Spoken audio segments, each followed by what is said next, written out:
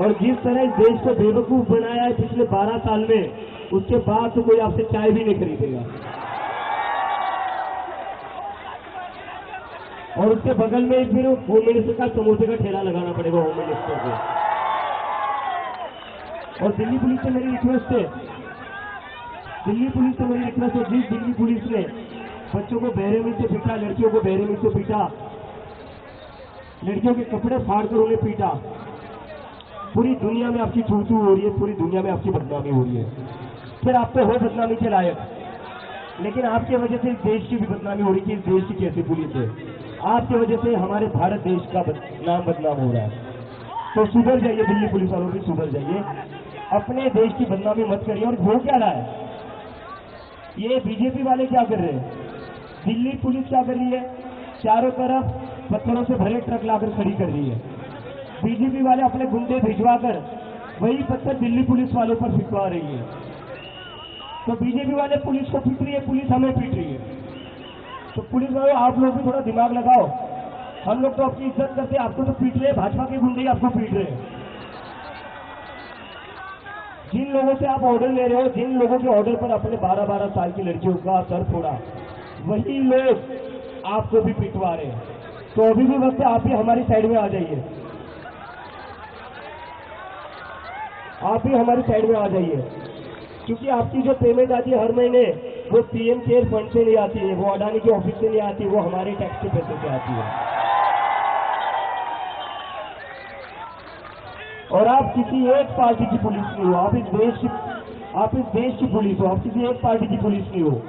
अगर आपको एक पार्टी की पुलिस बननी है तो जो खाकी वर्दी है, उस खाकी वर्दी को निकाल दीजिए, बीजेपी हेडक्वार्टर के सामने चले जाइए और वहां चिल्लाइए, मैं भी चौकीदार। खाकी वर्दी को बदनाम मत करिए, उस वर्दी की कोई इज्जत है। आपकी करतूतों के कारण, आपकी ब्रूटैलिटी के कारण, भाई थोड़ी देर पहले बढ़ा देते यार, ध्यान नहीं है यार बोलने में। तो आपकी ब्रूटैलिटी के कारण उस वर्दी पर दाग लग रहा है। मतलब मुझे तो ये समझ में आता है, जिन दिल्ली के पुलिस वालों ने 12-12 साल की लड़कियों के सर फोड़े, वो घर जाकर अपने बच्चों को क्या कहते होंगे। घर जाकर उनके बच्चों को लगता होगा पापा आज ड्यूटी से आए, पापा ने चोरों को पकड़ा होगा, पापा ने क्रिमिनल्स को पकड़ा होगा, पापा ने गुंडों को पकड़ा होगा। लेकिन पापा क्या करके आए, पापा 12 साल की बच्ची का सर फोड़कर आए। पापा क्या करके आए, पापा क्या करके आए, पापा लड़कियों के कपड़े फाड़कर उनको पीट रहे थे। पुलिस वालों के बच्चों को लगता होगा कि पापा तो हमारे हीरो है, लेकिन पापा ने जो 20 जुलाई को काम किया ना, वो गुंडों वाला काम है, वो हीरो वाला काम नहीं है। वेरी सॉरी टू से दिस। नहीं, पापा बिके हुए नहीं है, पापा की मजबूरी है, पापा की मजबूरी है। जो ऊपर से ऑर्डर आता है वो कैरी करना पड़ता है। लेकिन भले ही आपके ऊपर से जो भी ऑर्डर आए, कहीं ना कहीं आपको भी तो आपकी अंतरात्मा की सुननी पड़ेगी। कैसे आपका मन मान जाता है, कैसे आपका मन राजी हो जाता है 12 साल की लड़की का सर फोड़ने के लिए, कैसे आप तैयार हो जाते हो लड़कियों के कपड़े फाड़ने के लिए, कैसे? कहीं ना कहीं तो आपको भी सोचना चाहिए ना, ये ऑर्डर सही है या नहीं है। अगर आप में ये सोचने की भी एबिलिटी नहीं है कि ये ऑर्डर सही है या नहीं है, तो फिर इतनी पढ़ाई का क्या फायदा, जो पढ़ाई करके आप पुलिस में भर्ती हुए हो। आईटी सेल में ही चले जाते, बीजेपी में ही चले जाते, क्योंकि बिना पढ़ाई तो वहीं पर प्रमोशन ज्यादा होते हैं।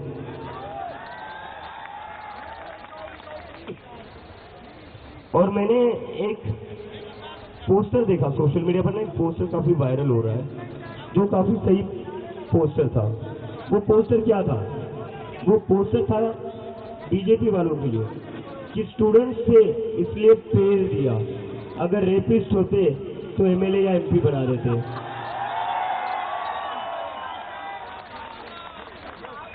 इस सरकार को तो स्टूडेंट से दिक्कत है ही, क्योंकि अगर बच्चे पढ़ लिख गए, बच्चे तो पढ़ते लिखते ही है, राजनेता पढ़ते लिखते नहीं है। इनके बच्चे भी मतलब आधे से ज्यादा इनके जो बच्चे हैं वो मेरे साथ ही बोस्टन में पढ़ते थे। इन सबके बीजेपी के जितने भी मिनिस्टर थे वो मेरे साथ ही बोस्टन में थे, कुछ लोग कोलंबिया न्यूयॉर्क में थे। और ये लोगों का क्या है, इनको तो नीट की एग्जाम देनी नहीं, इनको जेई की एग्जाम देनी नहीं, इनको वहीं पर सेटल होना है। और ये अपने देश भी तभी वापस आते हैं जब इनको एमएलए या एमपी की टिकट मिल जाती है। चलो ठीक है, पापा का रिटायर होने का समय आ गया है, तो अब बेटा आगे घर बढ़ाएगा, बेटी जो पॉलिटिक्स आगे बढ़ाएगी। और जो बेटा इलेक्शन नहीं लड़ सकता उस बेटे को बीसीसीआई का अध्यक्ष बना देते हैं।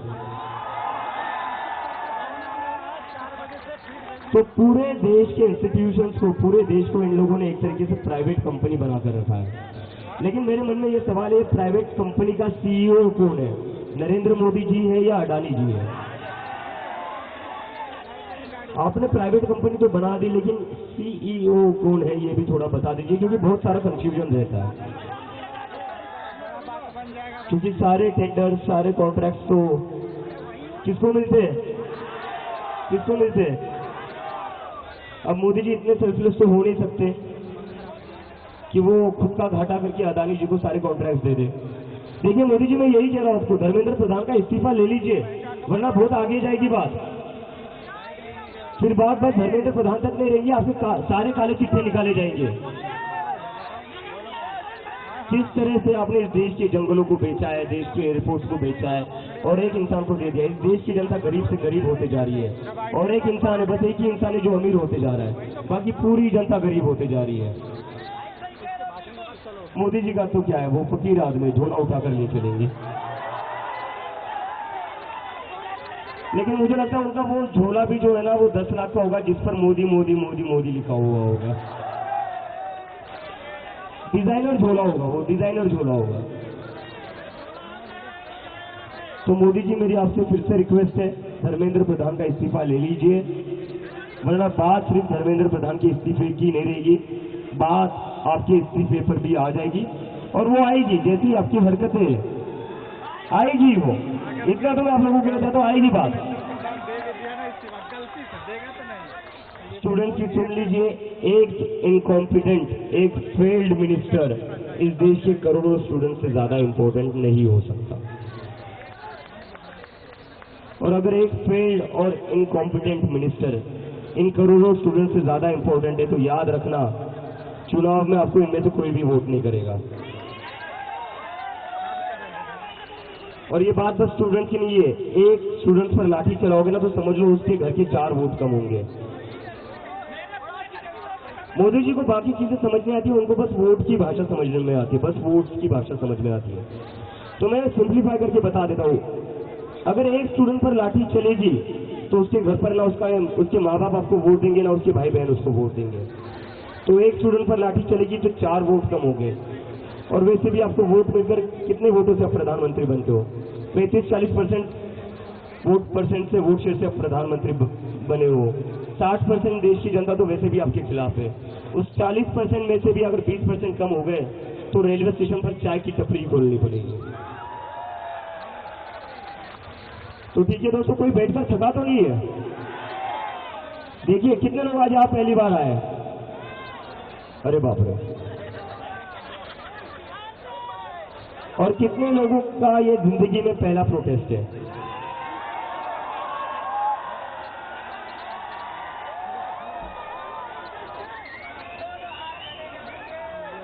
This is really nice, this is really nice. देखो, हमारे जो पहले वाले लोग थे उन्होंने थोड़ी गड़बड़ कर दी है, लेकिन हम जागरूक लोग हैं। मैं देख रहा हूं कैसे एक तरफ से दिल्ली पुलिस क्रूएल्टी करती है, ब्रूटैलिटी करती है, और उसके बदले में हम इस सरकार का मजाक उड़ा रहे हैं। यही करना है हमें अपनी तरफ से हाथ में उठाना है। हम पीसफुल लोग हैं, या नहीं है? हम महात्मा गांधी के रास्ते पर चलने वाले लोग हैं, या नहीं है? हम हिंसक लोग नहीं, हम गुंडे नहीं है। गुंडे कौन है? गुंडे बीजेपी वाले हैं। हम लोग यहाँ शांति से बैठे रहेंगे, और किसी को अगर लग रहा होगा कि हम कब तक बैठेंगे और यहाँ पर बैठे रहकर करना क्या है यार, ऐसे थोड़ी ना बैठे रहेंगे। जब भी आपके मन में ये सवाल आए तो ये बात जरूर याद रखना, मैं यहाँ पर 34 दिनों से बैठा हूँ। ये जो हमारी पूरी टीम है यहाँ पर 34 दिनों से बैठी हुई है। तो अगर 1 या 2 दिन आपको यहाँ बैठकर लग रहा होगा कि यार यहाँ पर बस बैठे हुए हैं, कुछ हो नहीं रहा है, अगर हम ये सोचते कि यहाँ बैठकर कुछ होगा नहीं, बस बैठे रहने में क्या पॉइंट है, तो आज इतने सारे लोग यहाँ आते नहीं, आज देश भर में आंदोलन नहीं होता।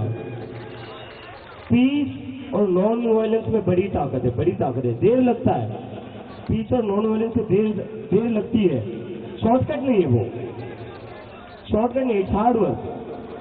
तो पेशेंस और रिजिलियंस बहुत ज्यादा जरूरी है। लेकिन मैं अगर कहता हूँ आपको, मैं ये गारंटी से कहता हूँ, अगर हम ऐसे पीसफुली और नॉन वायलेंस के थ्रू यहाँ बैठे रहे ना, जीत हमारी होगी और धर्मेंद्र प्रधान का इस्तीफा लेकर ही आ जाए, यहाँ से जाए।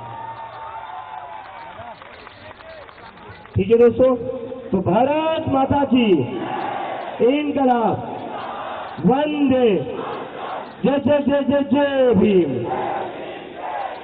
Thank you very much. अभी मैं थोड़ा बैठ जाता हूँ, बहुत थका हुआ हूँ। लड़ेंगे। हमारे बीच प्रमोद